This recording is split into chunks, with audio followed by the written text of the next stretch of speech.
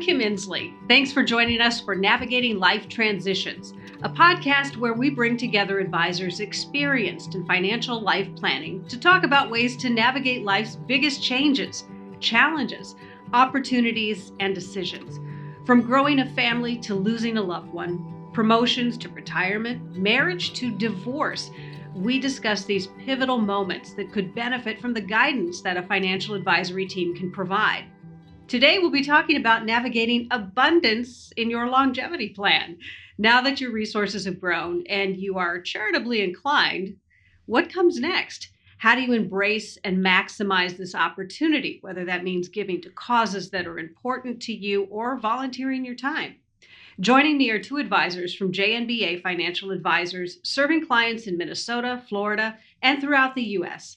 Elise Huston and Nick Scheibel, who work with people who find themselves at a pretty exciting time in life. So Elise, as a financial planner, this is a great conversation to have with people giving away money, because a lot of people are surprised. They're excited to learn that they've reached this level of comfort so that they can share the wealth. That's a nice conversation. Yeah, it is really rewarding for the individuals and families. It's a fun conversation for us to have because this is really, truly tied into their values. This is something that brings a lot of meaning to them. If we're talking about charitable giving, it's because that's important to them. So there's a lot of purpose in that, a lot of wonderful meaning that we get to be part of. However, there can also be a lot of misconceptions about giving. You mentioned this a little bit too, Kim, but just, you don't need as much as maybe you think to be able to give. There's many resources that you could give, one of them being your time and your energy. It's also an extremely valuable resource. But, for a retiree, maybe for them, it's an opportunity to dive into a renewed purpose or that encore career as they maybe start to serve on boards or get involved charitably and create another community for themselves.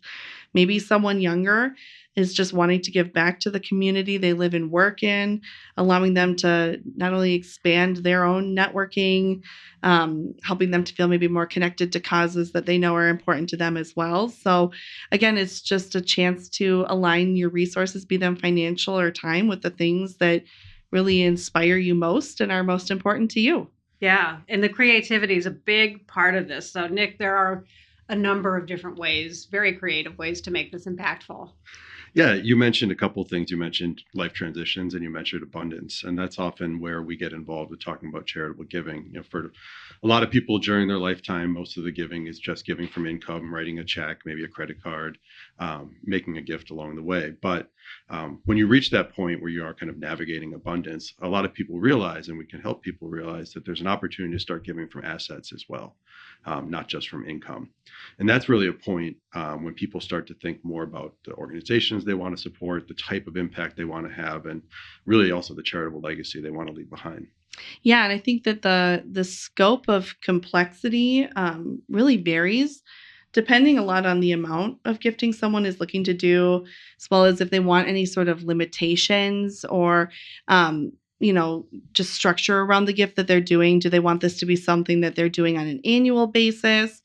Is this something that they really are hoping will last long after they're here? I mean, that will also kind of change the way the gifting is structured. So a foundation that goes on for years and years. So from the financial perspective, there are a lot of things to consider. So Nick, what are some ways that you've helped clients with charitable giving outside of just writing the check? This really goes back to what we were talking about giving from assets and helping find very tax efficient ways to give from the assets you've accumulated during your working years when you hit that point where you're ready to start giving more. So the first one we often talk about is a qualified charitable distribution. So you have to be 70 and a half years old to be able to make a distribution like this, but it's a distribution from an IRA directly to a charitable organization. So again, we're talking about assets now, the IRA. Distributions directly to charitable organizations are not taxed, and they count towards any required minimum distribution as well. And you can make distributions up to $100,000 a year per person. So we talk about pretty significant impact that you can have. So qualified charitable distributions is often the first place we look when we're giving from assets. Second one is what's called a donor advised fund. So a donor advised fund is a fund held by a sponsoring charitable organization in the name of a donor family. You can contribute to the fund when it makes sense for you from a tax point of view. Everything you contribute to the fund is tax deductible. But you can make grants from that fund to charitable organizations you want to support, really at times it makes the most sense for the organization. So we're separating the deduction from the ultimate charitable gift. Donor advised funds can be invested so they can grow over time. They can have successive advisors. You can have future generations advise on those funds as well. So it can be a really great way to build charitable wealth. And we almost always combine that gift with what we call a gift of appreciated stock. So instead of writing a check to the donor advised fund or a check to charity, we transfer stock from a client's portfolio into the fund. And the advantage there is that the charity that owns the fund doesn't pay taxes on the sale of the stock. So they can sell the stock, not pay capital gains tax. We get a tax deduction, and we get that capital gain out of the client's portfolio. So again, structuring an asset-based gift for the maximum tax efficiency. So Nick, the donor advised fund, so if I understand it, is it a fund that the charity owns, or you, the family, whoever owns the fund, and you get to decide? Mm-hmm. It's its own entity? So legally, the charity owns the fund, and that's the important part because you got a tax deduction when you made the gift. Sometimes the charity is a local community foundation or a faith-based foundation, but there are also national foundations. We often work with the Schwab Charitable Fund, which is a charity that sponsors donor advised funds, where we can work with clients, transfer assets from their brokerage accounts to a donor advised fund, but ultimately the fund owns the assets, not the donor. Got it. Okay, thank you. And then appreciated stock. That's another way to give. Yeah, like I said, you can give appreciated stock directly to charity, but often combining it with the donor advised fund is the most efficient way to do it. It's very simple to transfer appreciated stock into a donor advised fund, and then the donor advised fund sells the stock and can transfer the assets to charities when you make grant recommendations in the future. So instead of having to gift a few shares here and there to a bunch of different organizations, we can make one larger gift to the donor advised fund and then distribute smaller grants out to charity. It also lets us take advantage of what we call bunching. It's an opportunity to, a lot of people don't itemize their deductions on their taxes anymore. So people might be giving charitably throughout their life, but at this point aren't getting much of a tax benefit for it. With what we call a bunching strategy, we can contribute a larger amount to a donor advised fund in 1 year, take advantage of the ability to itemize that deduction, and then make grants to charities over 3, 5, 10 years into the future. So it's, again, a way to maximize the tax efficiency. So many tricks. This is why you need a financial advisor. So you have a story about a family that was honoring a grandparent situation, inheritance? Yeah, it's a great way to kind of combine the tax part, which, again, you said there's a lot of ways to do it, and that's what we think about all day. But the really important part is giving to charity. I mean, that's what really matters here. The tax benefit is nice. So I work with a client family that a few years ago, so there's 2 brothers actually, and their parents had both passed away. And when their mother passed away, she was the second to die. They decided that they inherited a modest amount of money, but that they wanted to create a family donor advised fund in memory of their parents. Their parents have been very active in the community, engaged with a number of local charities, and have really inspired that same focus on giving in their children. So they established a donor advised fund. They each put a portion of their inheritance into it, but they also invited their children and grandchildren to participate. So the family each year, anyone who feels that they have the ability to make a contribution into the fund can, and they all know, how to make the gifts. And then once a year, the whole family gets together, usually around the holidays, and each family member can come with an idea of an organization that they think would honor their family's legacy.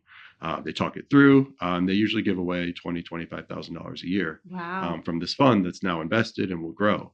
So it's a really great way to pass on the value of charitable giving, to get family engaged. The donor advised fund is just the vehicle, right? What really matters is that conversation around that table and getting together as a family to have that impact and honor that legacy. And then the kids can see part of that conversation as well and learn. Yeah. Exactly. And I think that's when, sometimes in addition to the donor advised fund, when thinking about even maybe some larger gifts that people are wanting to make, maybe they want to include other family members, things like that. There are some other more complex options that you could explore, maybe an endowment, family foundation, multi-year commitments. Those are common, I guess, inquiries or questions that we get from families who are maybe wanting to structure more complex gifting. But really, those are good conversations to have with your financial advisory team as well as your estate planning attorney, just to really think through what structure is going to make the most amount of sense. There's complexity and maintenance with all of them. So understanding the pros and cons to find the structure that fits best for your family is important.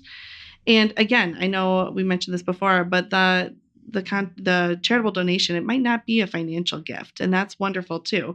Volunteering and board service really can help foster a personal connection and make giving seem even more impactful. It can bring a lot of value and meaning to your own life as well. And I think it also can help to create a community. We talk a lot too about when someone retires, maybe you lose your work community, but by getting involved charitably with board work, and it can create a new community for you of people who have shared passions and shared interests that can be really fulfilling. And I think, Nick, you've shared this quite a bit with our team here too, but you've experienced the benefits of that personally as well. Yeah, no, I've spent some time on charitable boards throughout my career, and I actually started my career working in philanthropic services, working with nonprofits and charities. And as I transitioned to a more financial services side, volunteering on nonprofit boards is a way for me to stay connected to the community, to give back. And like you said, it's not just financial; it's about giving my time. I currently serve as the treasurer on a board, which if you work in finance, you always get asked to serve as the treasurer on the board. Yes. For better or for worse. But it's been a great opportunity. We appreciate your service. Well, and I told them, I'm not a bookkeeper, but I'll learn. But it was also a really fun opportunity from a couple of years ago for my birthday. Instead of having a birthday party, because I'm not really a birthday party person, I decided to have a fundraiser for the nonprofit where I serve on the board. So I invited my friends and my family.